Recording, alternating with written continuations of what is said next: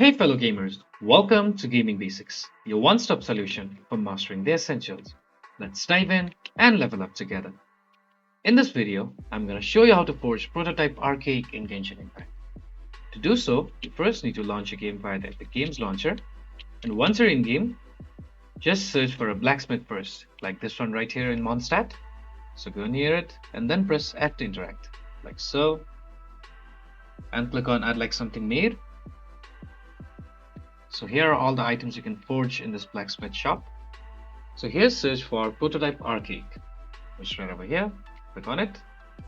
So the materials required to forge this are 1 Northlander claymore billet, 50 crystal chunk, and 50 white iron.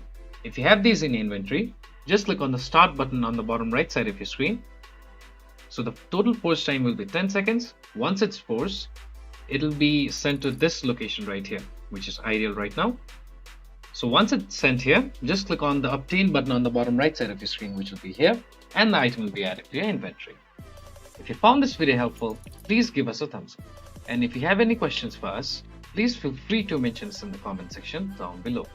Also, don't forget to hit that subscribe button and ring the notification bell so you never miss out on our latest guides and tutorials. This has been your host Ace. Happy gaming